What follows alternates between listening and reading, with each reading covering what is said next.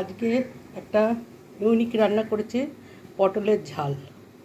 পটলগুলোকে খোসা ছাড়িয়ে একটু চিড়ে নিয়েছি, নিয়ে তারপরে তেলের মধ্যে পটলগুলোকে ভেজেছি নুন হলুদ দিয়ে।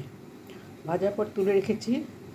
ওই তেলে জিরে, তেজপাতা, এলাচ, দারচিনি, লবঙ্গ ফোড়ন দিয়েছি, দিয়ে একটা পেস্ট করেছি। টমেটো, জিরের গুঁড়ো, জিরে, ধনে, তারপরে কাঁচা লঙ্কা, তারপরে একটু পোস্ত, সব কিছু দিয়ে একটু পেস্ট করেছি।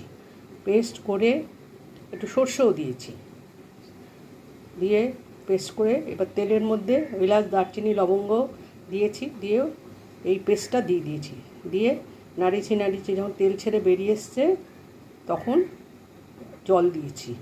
জল টকবক টকবক করে যখন ফুটে গেছে তখন পটলগুলো দিয়ে দিয়েছি।